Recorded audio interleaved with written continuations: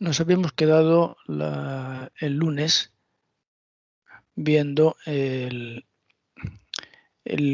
desarrollo del campo gravitatorio mediante armónicos esféricos. Llegamos a ver los modelos que consisten básicamente en colecciones de coeficientes para los cosenos y para los senos.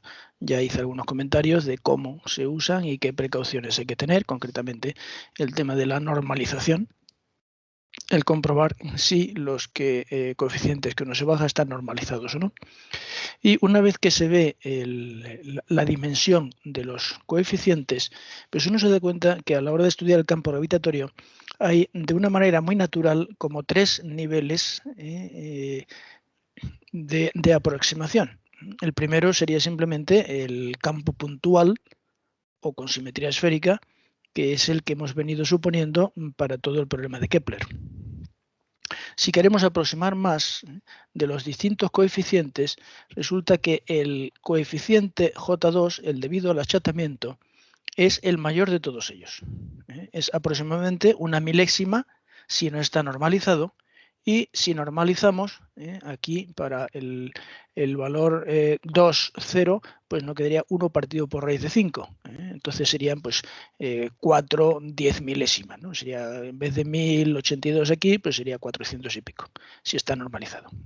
Entonces, este sería un siguiente nivel de aproximación, con lo cual obtendríamos aproximadamente, si esto es 1, pues esto es una milésima. O sea, obtendríamos 3 cifras más de aproximación. Y el siguiente nivel ya viene cuando empezamos a partir del término de 2 y cogemos los coeficientes del seno y del coseno, estos, los siguientes son del orden de 10 a la menos 6. O sea, 1.000.000 de veces más pequeño que el modelo puntual. Entonces, cuando se quiere la precisión correspondiente a añadir 6 cifras significativas aproximadamente más a los resultados que obtenemos, pues ya este modelo y va usando el número de términos que corresponda a la precesión o a la altura de la órbita que uno esté usando. Tradicionalmente esto era el puntual, esto corresponde a un elipsoide de revolución, elipsoide achatado por los polos debido a la fuerza centrífuga. En algún momento se pensó en añadir un tercer nivel que fuera un elipsoide que en vez de ser de revolución fuera triaxial, y en algunos modelos, el VGS 84, por ejemplo, está ahí también, pero resulta que esa triaxialidad, el que hace que el semieje según X y el semieje según Y sean distintos, es ya del orden este. Con lo cual no aporta nada nuevo y simplemente pues se coge esto, un término más o dos términos más y ya estaría. Y esto es todo en lo que respecta al desarrollo multipolar y al modelo numérico del desarrollo que se usa para propagadores de órbitas. Queda en este capítulo una cosa más, que es una aproximación que tiene varios usos. Aquí en los guiones el primer uso es dar un sentido físico a los coeficientes J y C hasta nivel 2, que eso lo vamos a ver. Tiene otra aplicación importante que la mencionaré, aunque no está en los apuntes, porque esto se trataba en la asignatura de mecánica orbital del plan anterior. Esto ahora ha quedado ya para la astrodinámica o para el máster, que es la parte de dinámica de actitud o rotaciones de satélites. Lo mencionaré. Y luego se hace una aplicación, que no lo voy a dar, no voy a entrar mucho porque es simplemente un ejercicio similar a los que se hacen en mecánica 2, que es usar este desarrollo hasta orden 2 para ver la forma de la Tierra, y se llega a una expresión bastante aproximada, pero no lo suficiente, por supuesto, para usarla prácticamente. Bueno, lo que hacemos es partir otra vez desde el principio, pero ahora con una suma del efecto. Tenemos una distribución de masas, las masas son los RI, MI, RI, y queremos calcular el potencial en un punto R, que en principio vamos a suponer que está fuera de la distribución de masas. O sea, R va a ser mayor que todos los RI. Entonces, esto, pues si lo desarrollamos, aquí pues lo desarrollamos como R cuadrado menos 2RR1 menos más RI al cuadrado. Y aquí lo que hacemos también es sacar 1 partido por R factor común, lo ponemos aquí, y aquí nos quedaría en vez de R1, esto partido por R y esto también partido por R y al cuadrado. Y hay una parte que podemos sacar porque es común, la R es el vector posición del punto en el que queremos calcular el potencial fuera de la distribución, y esta suma pues tiene una forma que se conoce y es la forma de los polinomios, la función generatriz de los polinomios de Legendre, no de las funciones asociadas, o sea, los que aparecen, los que aparecen aquí. Estos son los polinomios de Legendre, que no aparece la X y la Y, y aquí estarían las funciones asociadas de Legendre. Pues el que estamos aquí es la función generatriz de los polinomios de Legendre, que tiene dos formas, y la que estamos usando aquí es la que corresponde para este y menor que 1. Hay otra distinta, donde aquí en vez de y elevado a n, pues es y elevado a menos n, que corresponde para la y mayor que 1. Pero aquí, en el caso que estamos estudiando, pues es menor que 1. Esto, si a uno le suena un poco extraño, la función generatriz de los polinomios de Legendre está en todos los libros de funciones matemáticas, en todas las tablas de funciones se da. Pero hay una manera más sencilla de hacerla, y es darse cuenta de que todo esto es menor que 1, y a poco que nos hablemos un poco es algo pequeño. O sea que aquí se puede poner 1 menos epsilon y hacer el desarrollo en serie de Taylor de 1 partido por la raíz de 1 menos epsilon y dejar dos términos. El resultado va a ser el mismo, hasta donde vamos a llegar. Pues bien, aplicando aquí los polinomios de Legendre hasta orden 2, tenemos este desarrollo. Esto seguiría, pero no merece la pena seguir porque lo que obtenemos hasta orden 2 es algo que tiene sentido físico. Aquí el 1, pues simplemente sería la suma de masas. Aquí R y R cuadrado, pues queda fuera y sería la suma de RI por MI. Y aquí pues nos quedarían, dejando fuera las R's, pues serían sumas de masas por distancias al cuadrado. Y esto ya de física 1 y de mecánica 2 lo reconoceréis como los momentos másicos de orden 0, que es simplemente la suma de masas, es un invariante porque no depende de los ejes que estemos usando. Los momentos másicos de orden 1, donde la R aquí estaría elevado a 1, que es, por definición, el vector posición del centro de masas en los ejes que estamos usando. Y estos son momentos másicos de orden 2, que lo que vamos a obtener aquí son productos y momentos de inercia. Esto se podría seguir con más términos, pero ya aquí nos quedarían sumas de masas por distancias al cubo, que aunque son efectivamente los momentos másicos de orden 3, no tienen un sentido físico en la mecánica como si tiene el centro de masas, la masa total o los momentos de inercia.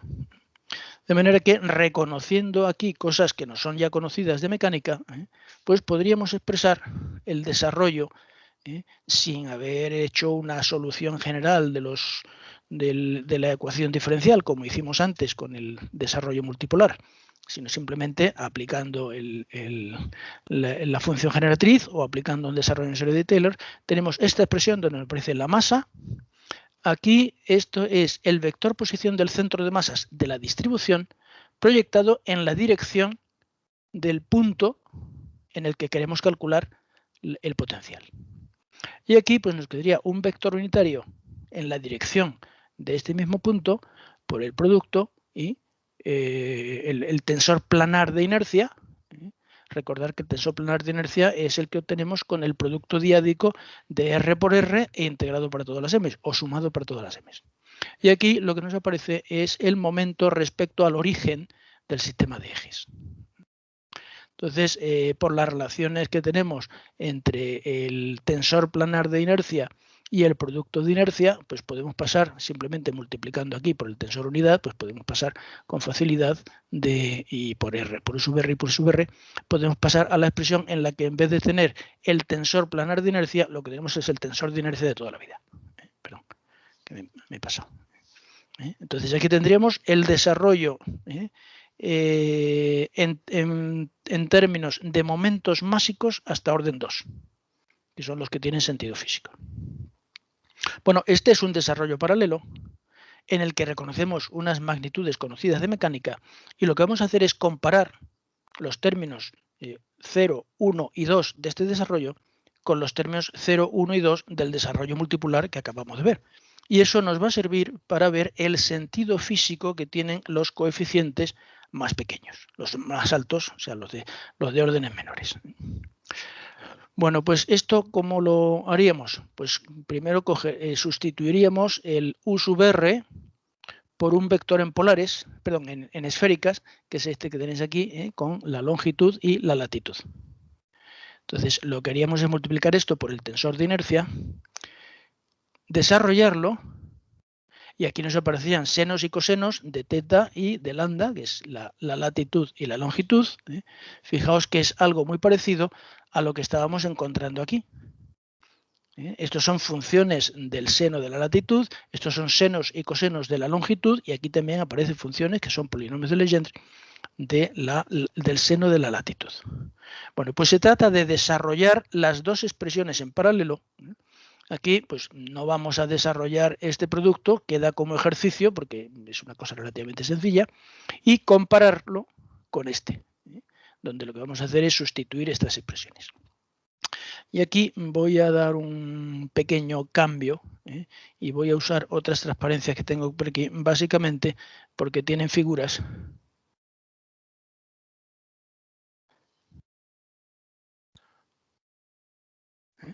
Este sería entonces el desarrollo de multipolar hasta orden 2, con el J1 y sus senos y cosinos de orden 1, el J2 y sus senos y cosinos de orden 2, que sumamos de 0 a 2.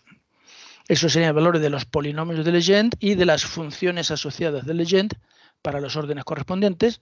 También, sabiendo esto, pues queda como ejercicio para cada uno sustituirlos y compararlos con lo que obtendríamos por el otro camino. Aquí vendría un poco atrás y os recuerdo que esta es la expresión del tensor de inercia y lo que haríamos es premultiplicar por el vector sub r, el coseno de phi, coseno de lambda, coseno de phi, seno de lambda, seno de phi, y aquí posmultiplicar por el mismo vector con las expresiones que hemos visto en mecánica clásica para encontrar el momento de inercia según una recta que pasa por el origen y tiene la dirección de este vector unitario, sub r, el que nos lleva hasta P. Bueno, pues eso ya digo que queda como ejercicio. Y cuando se desarrollan los dos y se comparan, una de las cosas que vemos es que los coeficientes de orden 1 coinciden con los momentos másicos de orden 1, o sea, las coordenadas del centro de masas.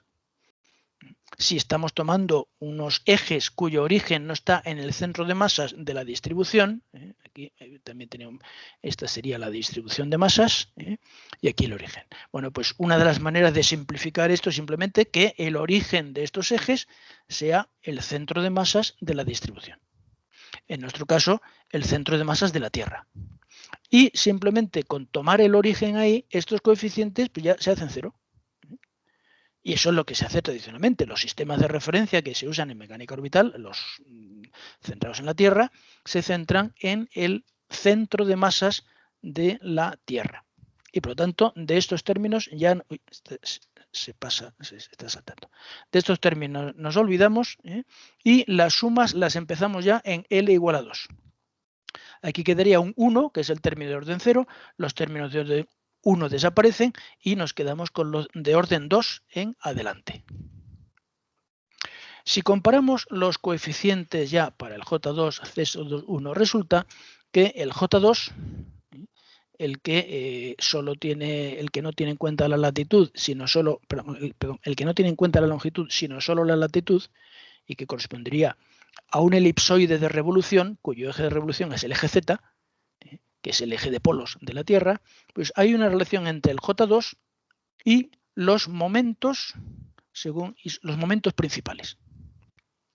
Fijaos que aquí lo que tenemos I sub X e I sub Y partido por 2, esta es la media de momentos de inercia respecto a los ejes ortogonales en el plano ecuatorial, en el caso de la Tierra.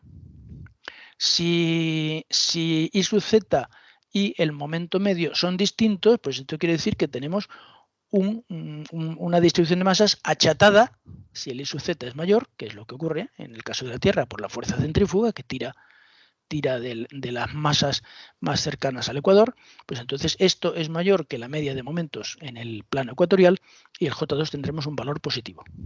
Si en vez de una especie de calabaza o un elipsoide de revolución tuviéramos un balón de rugby pero alargado en el sentido Z, pues entonces el I sub Z sería más pequeño y el J2 negativo, pero no ese es el caso.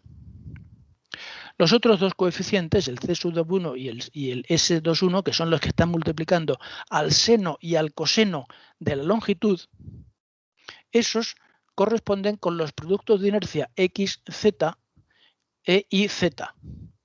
Y el sentido que tienen estos dos valores es que el eje de revolución Z no es exactamente un eje principal. Efectivamente, no lo es, pero casi. Porque si os fijáis en el valor de C sub 0, ese es el J2, lo que pasa es que aquí ya está normalizado con ese coeficiente que en este caso es 1 partido por raíz de 5. Si estuviera sin rayita, esto sería 1,082. Pero al dividir por raíz de 5 se queda esto. Todos ellos, fijaos que está multiplicado por 10 a la menos 6, o sea, esto es del orden de una milésima o, bueno, media milésima, ¿no? En cambio, los otros dos, los que corresponden a que el eje de revolución, el eje de polos de la Tierra no sea principal, esto es una 10 milésima y esto una milésima por 10 a la menos 6, o sea, que son 6 órdenes de magnitud comparado con esto y 9 órdenes de magnitud comparado con la esfera. La conclusión es que el eje de revolución de la Tierra, el eje de polos que tomamos como eje Z, es con mucha exactitud un eje principal de inercia.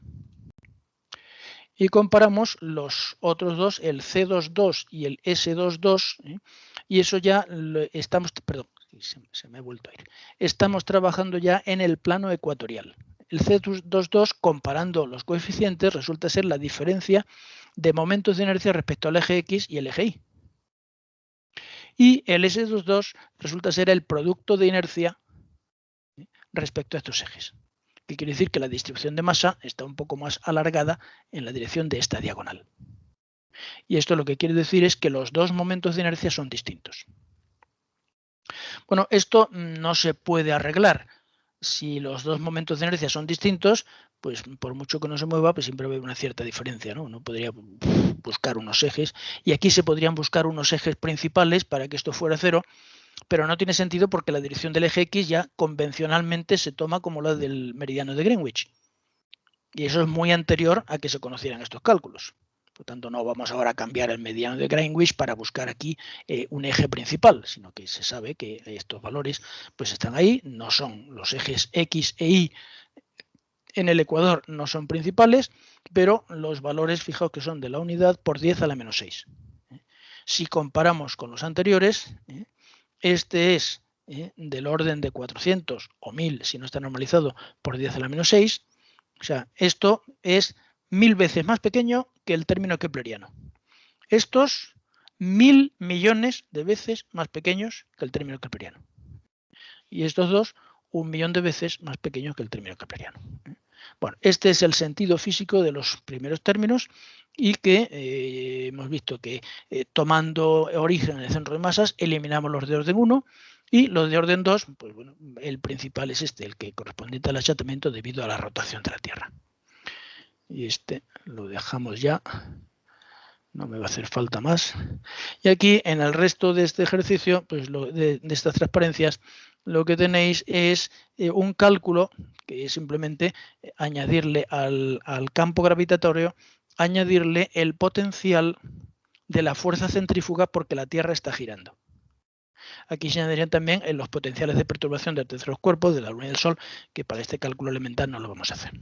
Entonces, lo que tenéis hecho aquí, que no lo voy a seguir en detalle, pues es considerar aquí el potencial limitado solo al término kepleriano y el achatamiento. Aquí añadir el potencial debido a la rotación de la Tierra, el potencial centrífugo, omega cuadrado y r cuadrado, con un medio, donde la r es la distancia al eje, o sea, perdón, omega cuadrado r cuadrado, diría omega cuadrado por la distancia radial al eje de rotación.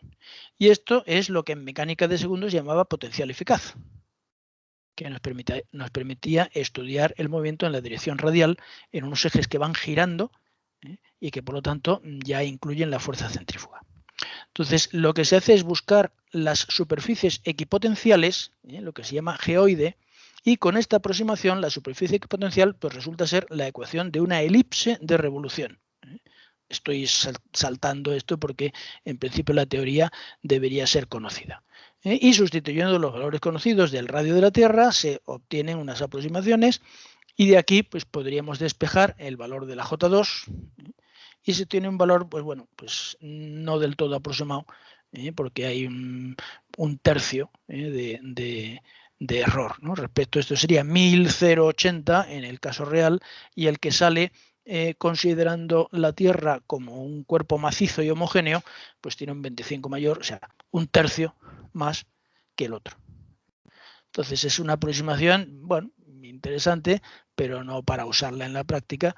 Y el motivo básico de esta desviación pues es que la Tierra no es un sólido homogéneo, sino que la parte más pesada se va al núcleo, se va en el centro, y por lo tanto afecta menos, y la parte de la corteza, perdón, la parte del manto, pues es más ligera y la corteza pues es lo más ligero.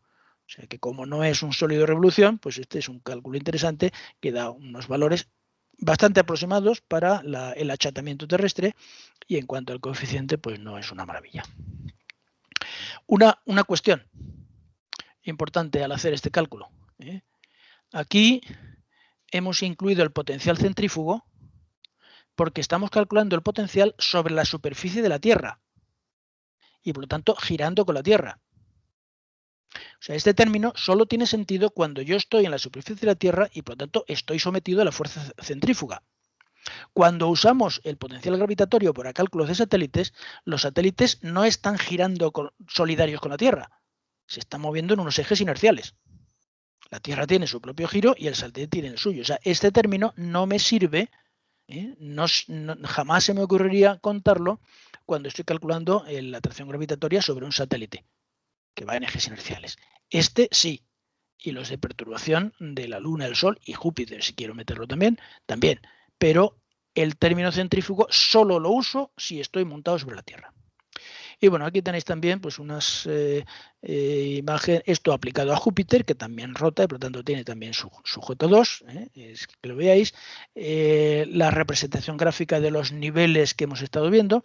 Aquí no está pintado la esfera, no hace falta.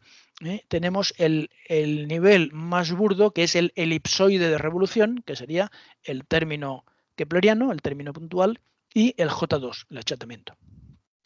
Y luego tenemos otra superficie que se va desviando un poco del elipsoide, que es lo que se llama el geoide. El geoide, que es el que está representado aquí, pues es la superficie equipotencial del potencial gravitatorio terrestre correspondiente al nivel medio de los océanos. Y aquí lo que está representado es las desviaciones por arriba y por abajo respecto al elipsoide de revolución. Y luego ya pues esto pues son diversos satélites de los que se usan precisamente, satélites gravimétricos que se usan para calcular los coeficientes del desarrollo multipolar del potencial, que son los que hemos visto antes. Esto pues yo creo que lo más sencillo es que busquéis en internet el nombre de los satélites. También tenéis en la página, en el Moodle, también tenéis entre las clases del año pasado, que fueron ya las primeras que se dieron a distancia, pues hay unos comentarios del profesor Ramis a cada una de estas transparencias, porque bueno, el año pasado pues se hizo lo que se pudo, ¿no? Entonces uno de los medios que se usó es seguir estas transparencias, pero poner unos comentarios que explican los distintos puntos. En esos comentarios tendréis una explicación de cada uno de estos satélites. Yo creo que eso es más interesante que lo veáis vosotros por vuestra cuenta, que busquéis, por ejemplo, lo que pasa dentro de este satélite con las distintas masas que están flotando dentro, que es una cosa que tiene mucho interés. Pero en fin, eso vais a Wikipedia y os lo explica con más interés. Y con esto terminamos la parte de la descripción del campo gravitatorio terrestre. Ya sabéis, si tenéis, antes de pasar al siguiente tema, si queréis hacer algún comentario o algo, ya sabéis que podéis activar el micrófono y preguntar. Y cualquier duda que tengáis, pues simplemente preguntáis lo que sea. ¿Alguna cuestión? No debe haber muchas. porque los días que vengo dando clase, luego cuando a la 1 vuelvo a abrir aquí una sesión, hasta ahora no se ha conectado nadie. Pocas dudas tendrá, ¿no? Y estoy siguiendo también el foro de tutorías que he abierto en el Moodle y no hay ninguna pregunta. Probablemente estáis ahora más preocupados con el segundo ejercicio que otra cosa, pero en fin, os recuerdo que hay una serie de medios para tutorías y que no se están usando. Bueno, pues si no hay más cuestiones, vamos con el siguiente tema, que ya dijimos que empezaríamos, que es el segundo tema de teoría de perturbaciones. Entonces, estas transparencias las tenéis en el Moodle y voy a seguir estrictamente lo que está aquí. Lo único que ocurre es que estas transparencias son muy esquemáticas, son muy compactas y mientras que están todos los términos, a veces hay saltos importantes en las deducciones, o sea que hay que hacer un trabajo intermedio. Entonces, aunque es esto lo que voy a seguir, yo voy a usar unas transparencias que hice el año pasado que están, creo, algo más explicadas. O sea, es lo mismo, pero creo que con más detalle, ¿no? Bueno, en la primera parte de este capítulo lo que se hace es un ejemplo de las técnicas de perturbación que se han visto en los capítulos anteriores. Y luego esas técnicas que se ilustran con un ejemplo se aplican a lo que se llama el problema principal, de la mecánica orbital, que es el término kepleriano más el J2, más el achatamiento. Entonces se aplican esas técnicas a ese caso, que es un caso de gran utilidad. Vamos a ver hoy la parte del ejemplo y dejaremos para el lunes la aplicación al problema principal y por lo tanto al J2. Entonces lo que hacemos es considerar un potencial de perturbación completamente arbitrario, esto es un ejemplo, no tiene ningún sentido físico, ni siquiera tiene las dimensiones apropiadas, esto iría multiplicado por alguna constante, de manera que esto sea pequeño, que este potencial de perturbación sea pequeño con respecto al kepleriano, aquí habría un epsilon, pero ni siquiera lo ponemos, nos interesa más el ver las técnicas de conmutación de operadores y de promediado. O sea, esto simplemente suponemos que es pequeño y no entramos a decir cuál es el parámetro pequeño o la constante que tenga las dimensiones adecuadas para que esto tenga dimensiones de potencial, naturalmente, que no las tiene. Si os dais cuenta, esto es un ángulo, esto está relacionado con la energía y esto es un coseno, pues entonces aquí las dimensiones serían las de alfa. Bueno, que no es la energía, está relacionada con la energía, pero no es la energía. Pues entonces lo que hacemos es aplicar un método de perturbaciones. El primer término del método de perturbaciones en ecuaciones canónicas, las ecuaciones de Delaunay, que ya se vieron anteriormente, pues el primer término no hace falta que lo consideremos porque es el problema de Kepler. Vamos entonces al término de orden 1. Para el término de orden 1, como el potencial es pequeño, aquí suponemos que habría un epsilon, esto es de orden epsilon cuando aquí sustituimos los elementos correspondientes al problema 0. O sea, estos son elementos keplerianos y por lo tanto son constantes, salvo la rápida, la m, pues que varía 2pi en cada órbita. Pero todo esto son términos de una órbita kepleriana y por lo tanto la m la podemos obtener mediante la ecuación de Kepler. Aquí en estas transparencias y en todas las que he ido haciendo sigo la norma de usar el color rojo para las variables rápidas, la m, que varía del orden de ella misma en una órbita, y azul o verde para... se han vuelto a pasar. Azul o verde para las variables lentas. Aquí las azules son los elementos de Delaunay y las verdes son los elementos clásicos. Y salvo la m, que varía rápidamente, los otros suponemos que son de variación lenta. Pues bien, con este potencial planteamos las ecuaciones de Delaunay. La componente según el eje z fijo del momento cinético, pues son las derivadas parciales de ese potencial, y lo mismo para cada uno de los elementos. Las ecuaciones de Delaunay que hemos visto. Ya sabéis que entre el hz1 y el h, pues tenemos el coseno de la inclinación, porque uno es la proyección sobre el eje z fijo y este sobre el eje Z normal a la órbita. O sea que el ángulo que formarían estas dos magnitudes consideradas como vectores sería la inclinación de la órbita. Bueno, pues lo que vamos a hacer es simplemente integrar estas ecuaciones por lo bruto, a lo bruto, y ver lo que cuesta y compararlo con el método, hacerlo luego por el método de permutación de operadores y ver el número de integrales y de derivadas que se pueden ahorrar. Esto no tiene ningún problema porque todos los términos negros, N0, todos estos son keplerianos y la M es kepleriana. Por lo tanto, la M lo tenemos en la ecuación de Kepler. Y podemos usarla diferenciando para hacer un cambio de variable. Todas estas derivadas son con respecto al tiempo. Para integrar aquí tendría que integrar con respecto al tiempo, pero lo hacemos mediante la ecuación de Kepler y introducimos aquí esta diferencial de t, dividimos por la n e introducimos la integración respecto a la variable m, la anomalía media. Y eso pues se integra trivialmente y se obtiene. Lo mismo con las otras. Por supuesto, no he dicho que los tres elementos que no aparecen aquí pues se mantienen constantes. Eso es obvio y ni siquiera lo he mencionado, ¿no? Entonces, de los tres que se mantienen constantes, calculamos estas integrales simplemente haciendo el cambio de variable con la ecuación de Kepler. Fijaos que esto lo puedo hacer en el término de orden 1, porque los elementos que me aparecen aquí son los de orden 0, o sea, los keplerianos. Luego, aquí puedo aplicar todas las relaciones de momento kepleriano, las puedo aplicar. En cambio, si estuviera usando elementos osculadores, si esto, en vez de ser los elementos de orden 0, keplerianos, fueran los elementos osculadores que van variando de tiempo en tiempo, yo no podría aplicar esto. Porque aquí hay elementos N0 y D0, son elementos clásicos, que en una órbita perturbada van variando. Por lo tanto, a la hora de diferenciar esto, aquí me quedaría esta expresión, que es diferenciar respecto al tiempo, pero tendría que tener también una diferencial de n y una diferencial de t0.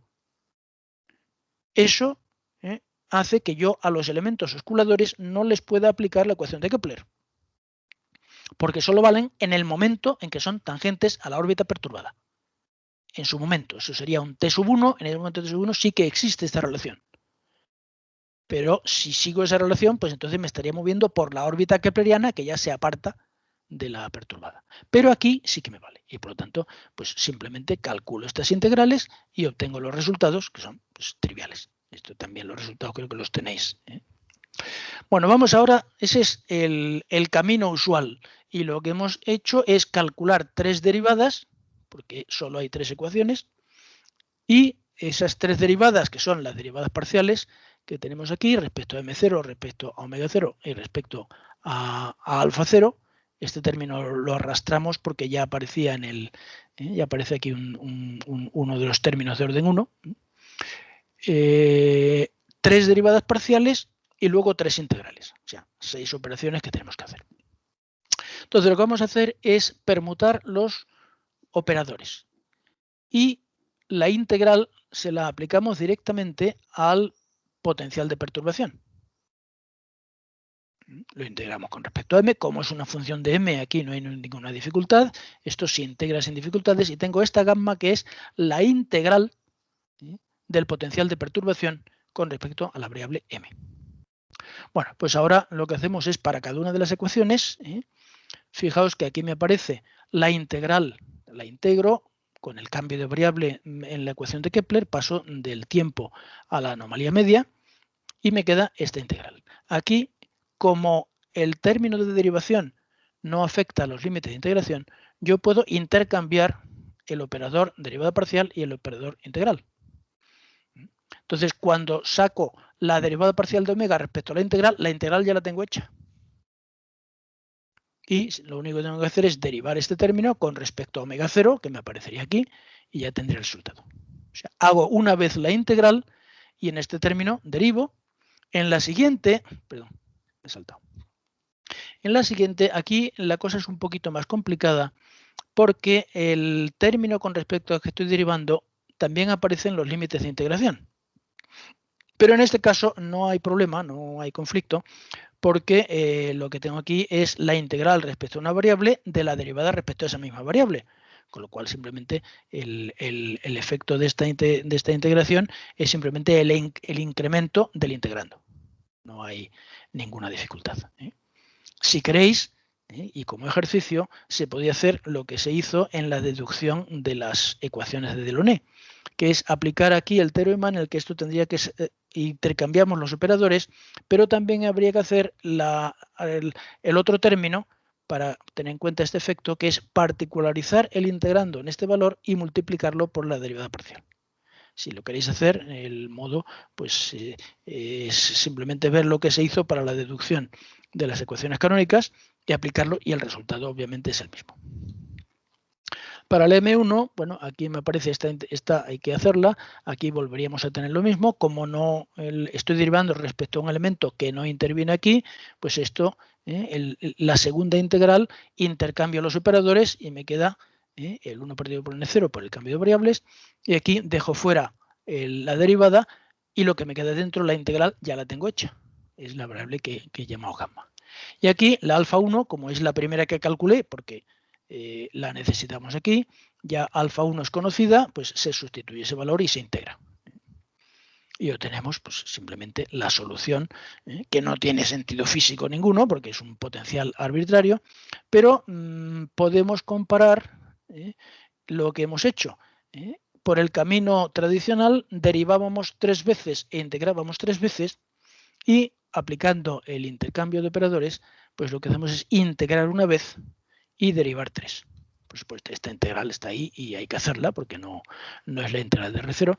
Me estoy refiriendo a los términos que incluyen la derivada, respecto a las derivadas del potencial de perturbación.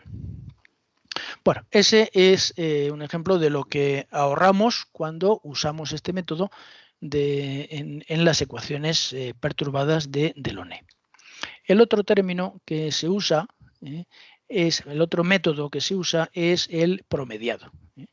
Y una de las cosas, eso yo creo que ya también lo expliqué, bueno, yo no he dado esa clase, pero normalmente explico el hecho de que en cualquier solución de este tipo, recordad que hay unos términos seculares, que es una evolución a largo plazo, hay unos términos periódicos de largo periodo, que corresponden, por ejemplo, en el caso de una órbita terrestre, a la influencia de la Luna y del Sol, que son perturbaciones cuyo periodo es el periodo de la Luna y el periodo del Sol.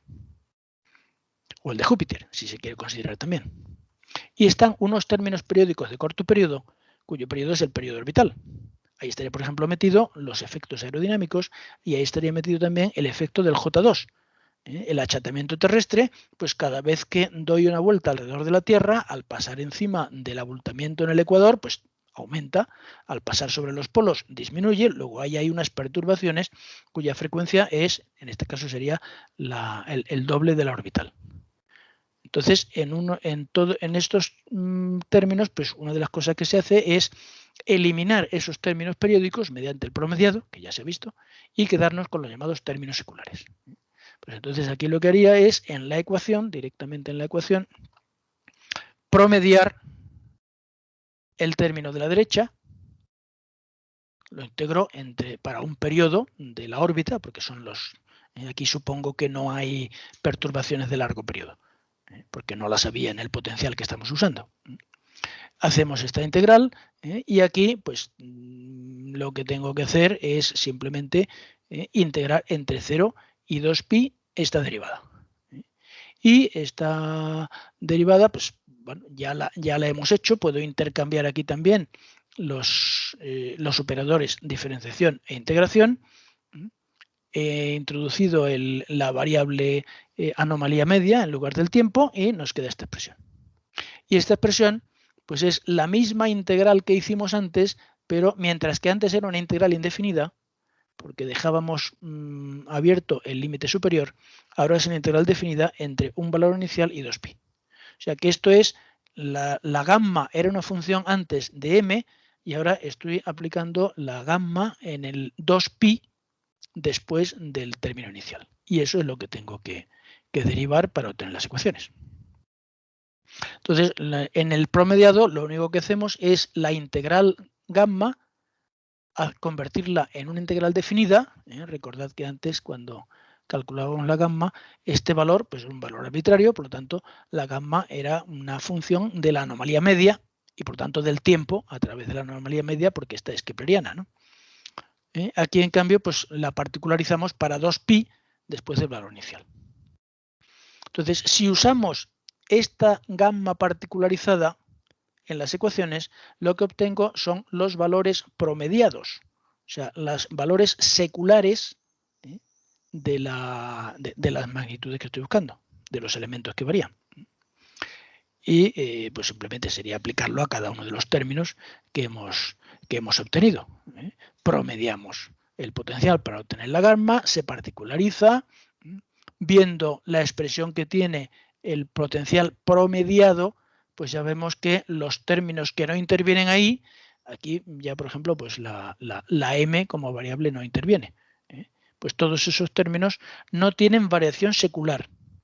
Sí tendrán variación periódica, pero en media no hay variación secular, simplemente oscila alrededor del mismo valor. La alfa 1, pues bueno, pues sabemos que esto es estacionario, por lo tanto no va a variar a largo plazo, no va a variar la energía, pero aplicando esta expresión, pues sí que queda un término medio. El rizado del periodo orbital lo hemos quitado. Y lo mismo que diría con la M, tendríamos el término kepleriano y el primer orden de la perturbación, pero solo el término secular. Y calcularemos las expresiones y tenemos el término kepleriano y una variación, que esto sí que se va acumulando con el tiempo. Y esto, al ser constante, pues simplemente la m es esto por el tiempo. Se integra y ya está. Bueno, pues este es un ejemplo de aplicación de esas simplificaciones que se usan en las ecuaciones perturbadas, concretamente el promediado y la conmutación de operadores. Y visto el ejemplo, pues ahora lo aplicamos al problema principal del satélite artificial, que es incluir, además del término kepleriano, el primer término del desarrollo, el J2, que corresponde al achatamiento terrestre. El achatamiento debido a al giro de la Tierra. Y lo que vamos a hacer es, bueno, pensaba que iba a quedar aquí, pues nada, ya que hemos llegado y queda un poco de tiempo, pues seguimos. Un momento.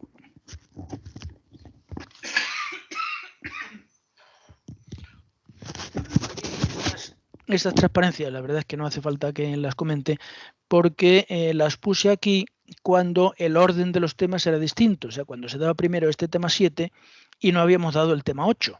Por lo tanto, aquí es un pequeño resumen de lo que hemos visto ya, la integración de la ecuación de Laplace, el resultado, aquí está puesto en esféricas por separación de variables, y nos da pues, un desarrollo cuyo primer término es el kepleriano. Fijaos aquí el signo. Cuando se ve esto, ya os he comentado más de una vez que en mecánica orbital la convención es que lo que se llama potencial, a lo que en mecánica se llamaba función de fuerzas, que es el potencial cambio de signo. Entonces, por si, como estas costumbres pues varían, si uno coge este desarrollo de algún otro libro que no sigue las notaciones de mecánica orbital, a lo mejor aquí hay un signo menos. Entonces, para saber exactamente qué convención estamos usando, se trata de fijarse en el primer término. Si es 1, estamos usando función de fuerzas. Si es menos 1, estamos usando el potencial y todo eso también estará cambiado de signo.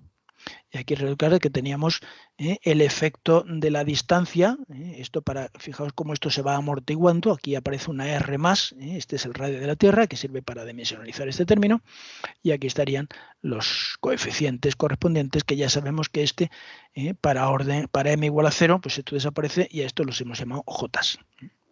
Bien, esto es simplemente lo que hemos visto, las simplificaciones que corresponden y lo que vamos a usar aquí, que es simplemente esto en vez de la suma infinita, pues nos vamos a quedar solo con el primer término, pues porque el primer término es una milésima del término kepleriano, esto es del orden de 10 a la menos 3, cuando no lo normalizo, y es 0,4 por 10 a la menos 3 si lo normalizo, y el resto de los términos son 10 a la menos 6.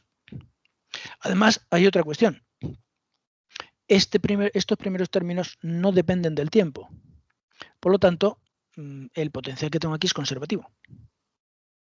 O sea, puedo aplicar muchas técnicas en las ecuaciones de Delaunay sin necesidad de tener términos que van a depender del tiempo y que no se van a conservar. O sea, se simplifican los cálculos. Por eso hay por ahí algunos métodos, algunas soluciones por método de perturbación que tienen en cuenta no solo el J2, sino J3, J4. Yo creo que he visto hasta J4. Y bueno, pues sí, pero cuando yo meto J3 y J4 ya debería meter también estos términos. De alguna manera podría considerarlo como un promediado cuando la Tierra da vueltas, pero en fin, lo dejamos. Entonces, lo que vamos a hacer es coger el término principal, el término debido al achatamiento. Aquí estamos sustituyendo el polinomio de Lagrange de orden 2 por su valor, que es este que tenéis aquí, pero la x es el seno de la latitud. Y con el signo menos que tenemos aquí, pues ya se varía. Entonces, este sería el potencial kepleriano y este sería nuestra R, el potencial de perturbación. Entonces, a esta R le vamos a hacer lo mismo que hemos visto en el ejemplo.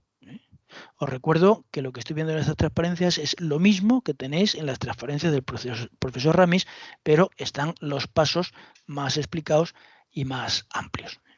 Pues bien, este sería nuestra R. Aquí hay un epsilon, pero este epsilon lo podemos identificar porque es el J2.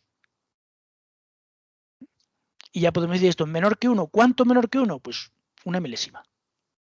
Y además, otra cosa que vemos es que, como esto es partido por R, el de orden 2, el orden 1 no hay, porque estamos usando origen en el centro de masas de la Tierra, esto se amortigua con la distancia.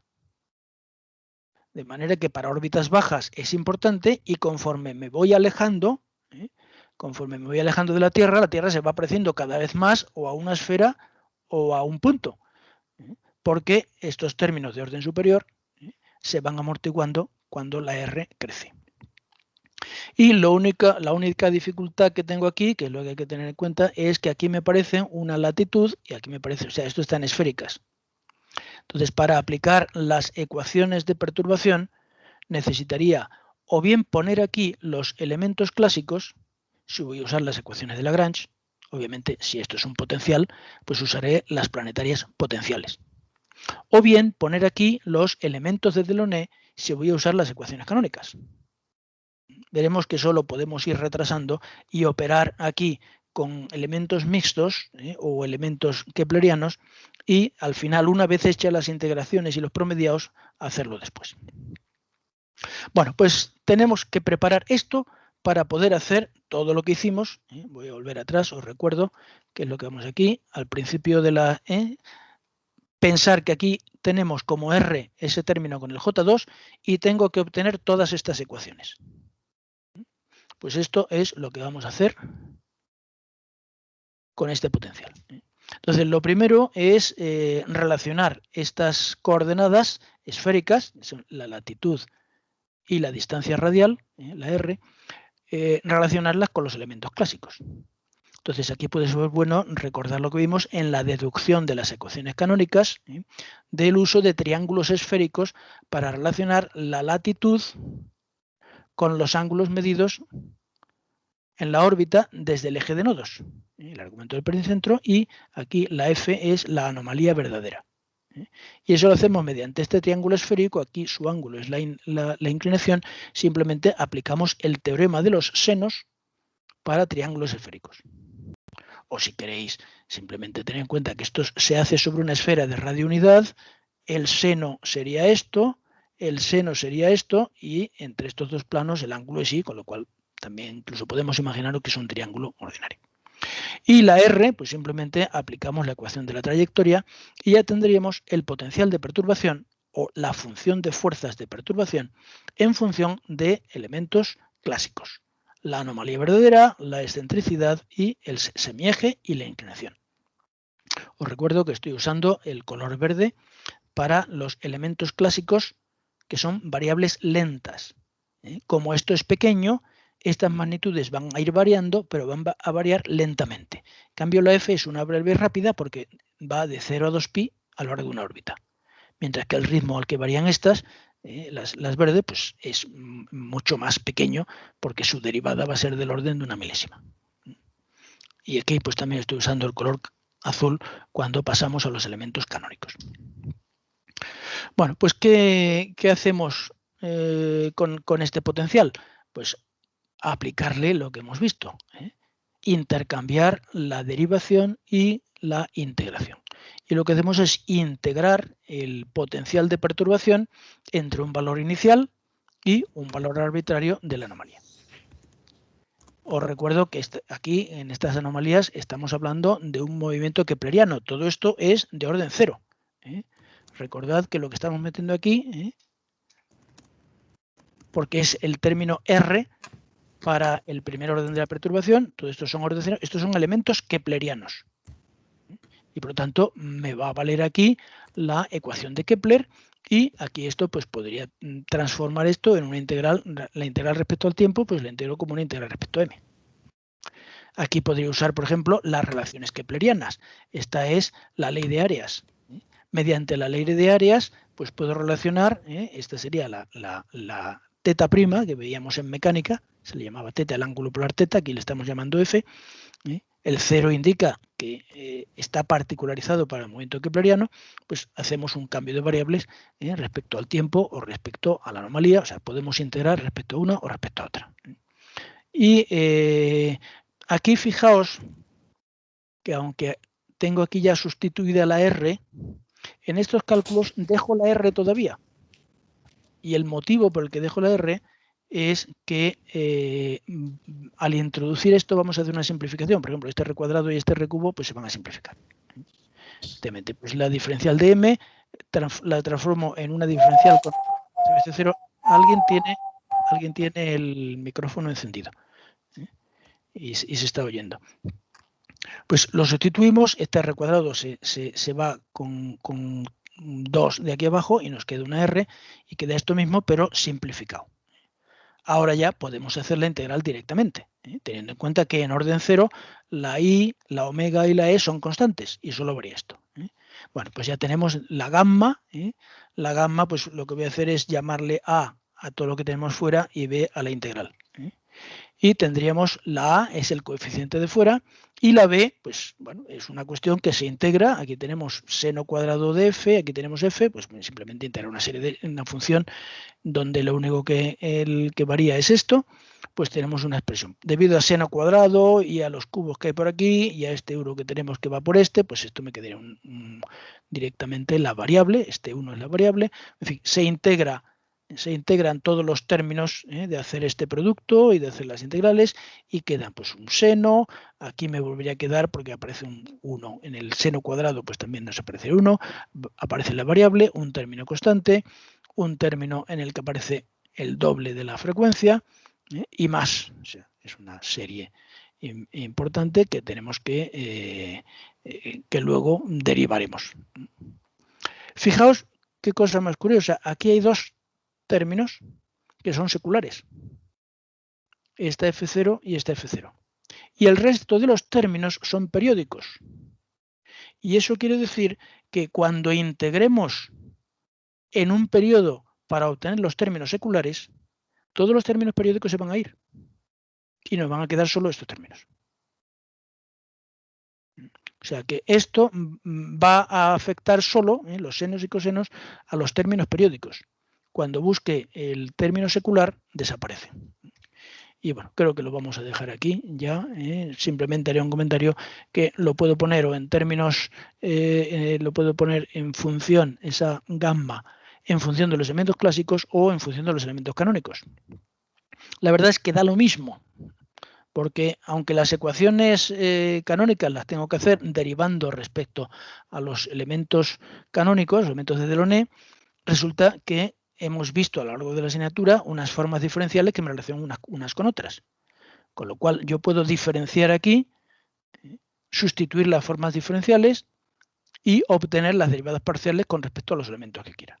Ya sean los clásicos, si voy a usar ecuaciones planetarias de Lagrange, o los de Delaunay, si voy a usar las ecuaciones canónicas. Y bueno, ya que está preparado todo para hacer los cálculos, pues aquí lo dejamos porque ya falta un minuto, creo. Y lo que haremos es seguir el lunes con la... Por cierto, Sí, le había dado a grabar, no me acordaba. Seguiremos el lunes ya completando la integración y viendo los resultados que se obtienen, o sea, el tipo de órbitas, que son órbitas prácticas. Hombre, esto es un tema interesante y si os fijáis un poco en los exámenes antiguos, pues es un tema que suele caer en los exámenes, ¿eh? Así que dedicarle un poco de atención a este capítulo que terminaremos el lunes. ¿Alguna cuestión, alguna duda? Aunque estando a medias como nos hemos quedado, pero en fin. Pues entonces aquí lo dejamos. Detengo la grabación.